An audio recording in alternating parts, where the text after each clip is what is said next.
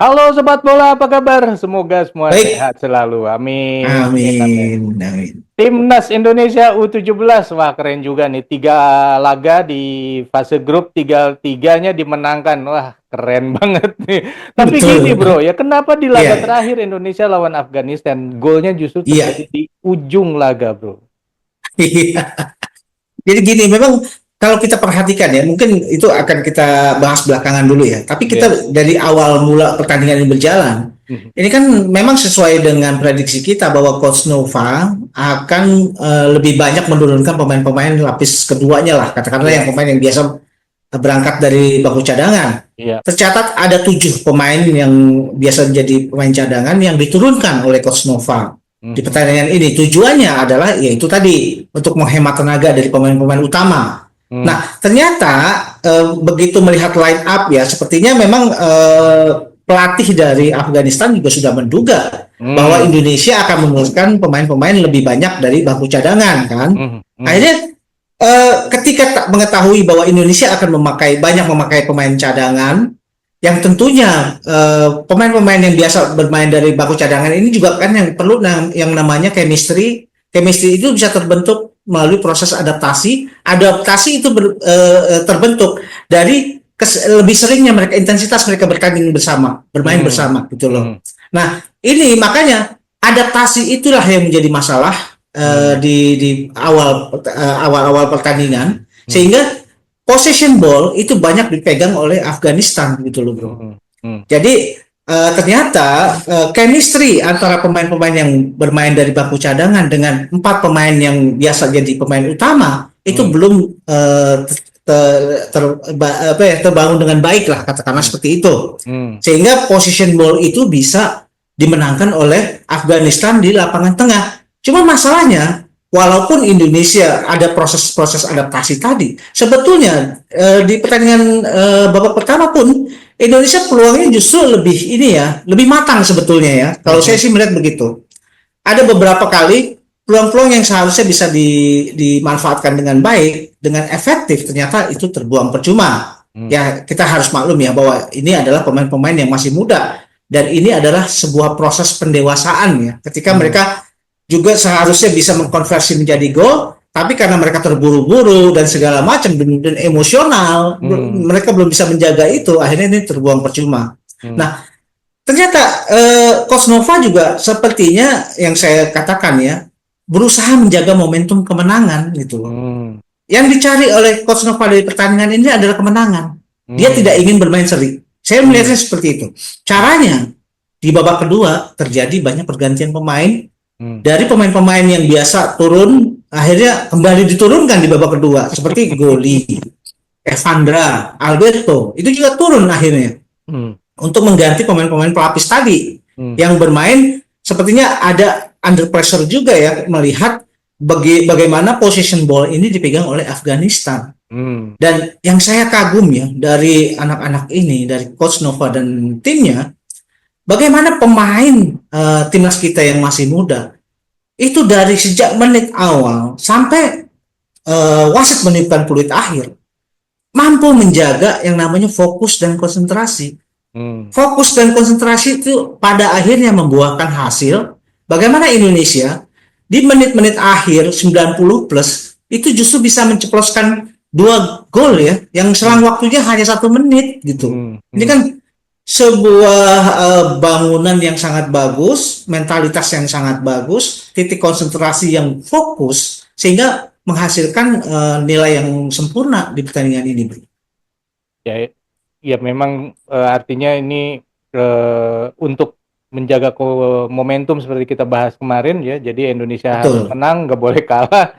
Ternyata seri Ya, juga nggak mau ya, harus menang. ya, betul, betul. Itu mentalitas yang harus harus dimiliki oleh timnas kita ya. Iya, Kita iya. jangan cepat puas lah dalam hal ini. Nah, dan artinya kita Mhm, sekarang mendapat keuntungan nih ya, ketika mhm. akan menghadapi laga di perempat final nanti. Indonesia Ya, satu mendapat keuntungan pemain utamanya lebih banyak istirahat, ya kan? Karena ya, memang betul, waktu selisih 1 hari istirahat kita dibandingkan dengan lawan. Kedua, betul. yang tidak dimainkan juga kan, atau mainnya cuma Iya, setengah laga atau satu babak terakhir saja. Karena timnya Iya, itu lebih bagus lah istilahnya kan. betul. Nah, ditambah kita menang 3 kali gitu kan, yang mana Iya, mungkin lawan kita nanti malam itu akan bertarung mati-matian untuk memperebutkan posisi. betul. Sebetulnya gini, apa ya? Ini kan sesuatu hal yang sangat positif ya. Ketika Indonesia dari 3 laga bisa mengalahkan Korea Selatan, Yaman, dan Afghanistan. Tentunya calon lawan kita akan mulai berhitung dengan kekuatan timnas kita sekarang gitu loh. Jadi mungkin ya buanglah gitu ya pemikiran bahwa kita harus memilih tim mana yang akan kita lawan. Ya. Karena karena begini ya, sejatinya tim-tim yang berlaga di Piala Asia adalah tim-tim yang lolos dari tahapan seleksi. Mereka adalah tim-tim yang keluar dari jalur kualifikasi. Tentu ini kan juga menandakan bahwa sebetulnya mereka adalah tim yang kuat gitu loh. Jadi sekarang ini momentumnya jadi terbalik. Terbalik ketika tim-tim lawan juga mulai berpikir kekuatan timnas kita ternyata tidak bisa diremehkan, dan ini sebetulnya bagus ya. Bagus pertama ya untuk menumbuhkan kepercayaan diri timnas kita bisa maintain dari satu pertandingan ke pertandingan lain. Yang kedua, tim calon lawan kita ini itu juga udah mulai ini ya, respeknya berbeda ketika menghadapi timnas kita. Bisa jadi bahwa respek yang terlalu berlebihan ini juga menjadi sesuatu yang tidak produktif nantinya gitu loh. Jadi Indonesia udah nggak usah pikirin itu ya. Betul. Yang perlu dipikirin adalah ASEAN gitu ya, Asia Tenggara atau AFF gitu ya. AFF ini kan tadinya ada 4 ya, Indonesia, Vietnam, Thailand, plus dari Australia. Ternyata cuma Indonesia doang yang lolos, bro. Nah, itu dia. Ini kan suatu hal yang sebetulnya amat disayangkan ya. Terutama kegagalan dari Vietnam. Saya sih lebih suka Vietnam ya yang maju ketimbang Australia sebetulnya ya. Karena Australia itu AFF bias ya. Nah, sebetulnya Vietnam sendiri dari 3 pertandingan itu kan memperlihatkan hasil yang juga tidak buruk sebetulnya. Mereka bisa menahan seri Jepang, kemudian Australia, kemudian Uni Emirat Arab. Nah, sayang sekali dengan modal 3 angka yang mereka dapatkan selama gelaran ini tidak cukup untuk membawa mereka ke langkah berikutnya. Sebetulnya gini, apalagi kalau kita merujuk pada pencapaian Thailand ya. Thailand ini yang selama ini kita anggap sebagai kekuatan ASEAN, ternyata malah rontok yang paling menyedihkan ya. 3 kali kalah dengan agregat gol yang sangat buruk saya pikir ya. Walaupun sebetulnya mereka berangkat dengan optimisme ya yang cukup bagus, apalagi mereka juga diperkuat oleh salah seorang ini ya pemain bintang lah boleh dibilang yang bermain untuk Manchester United under 15 kalau nggak salah atau under 16 lah gitu ya.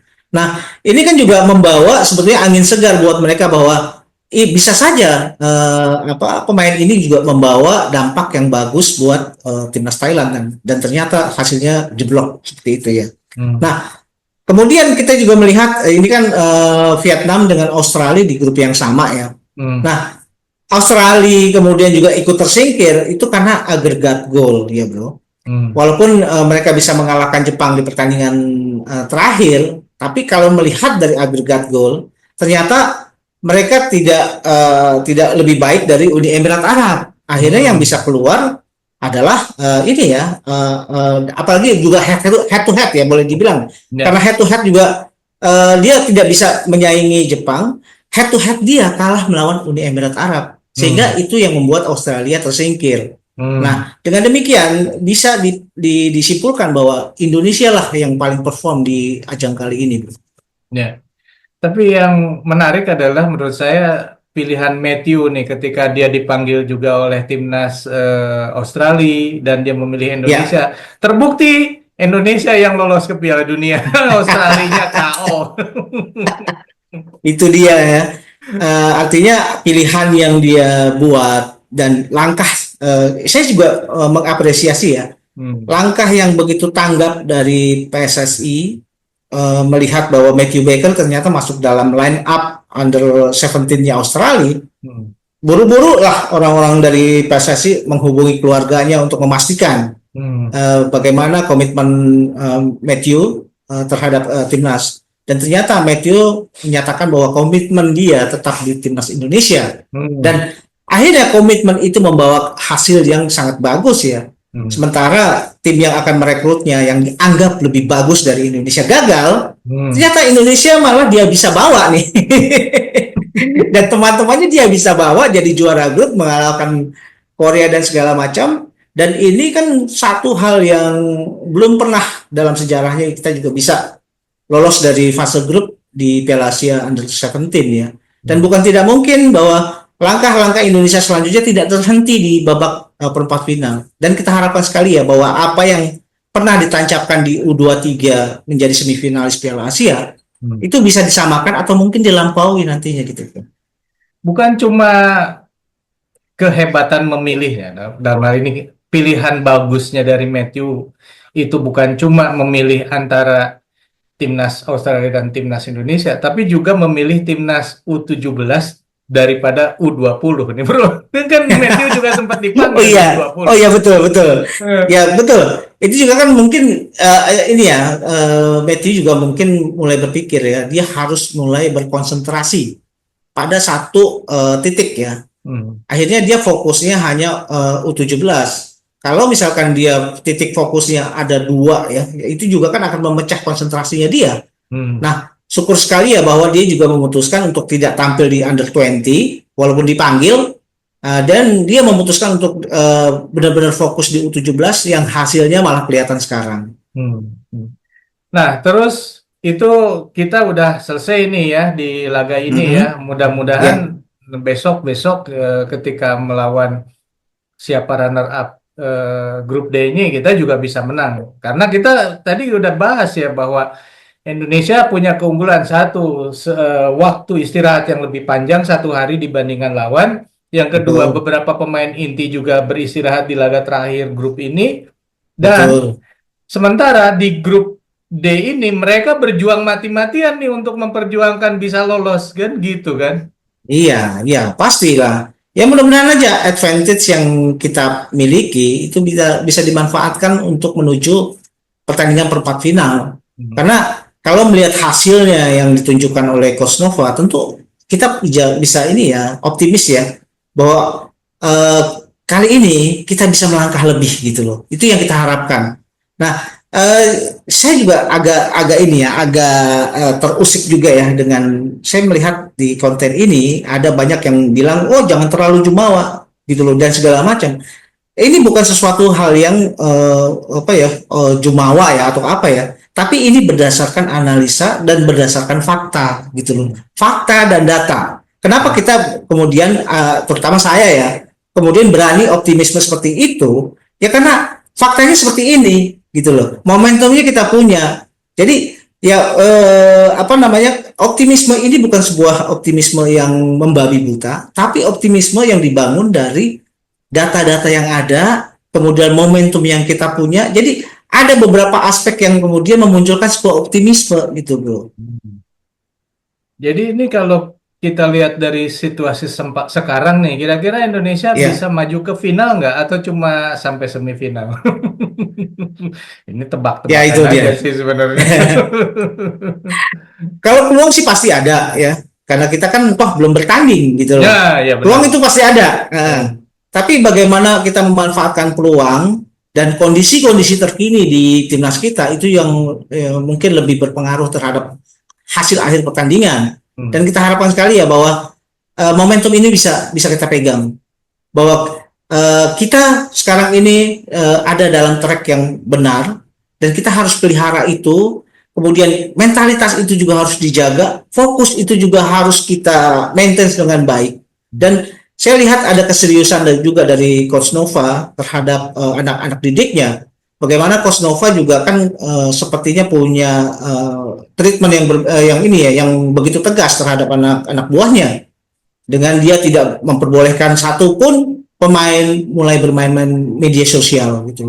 Selama selama gelaran berlangsung dia mengharamkan itu. Hmm. Jadi ini satu hal yang positif ya, bahwa memang media sosial ini bahaya sebetulnya ya, karena bisa sangat mengganggu konsentrasi mereka gitu loh, Iya, bro. iya, iya, iya.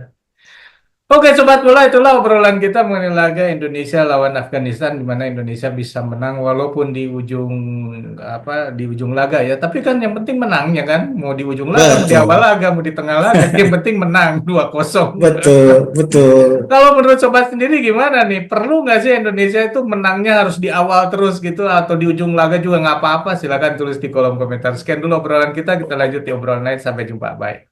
Thank you, bro.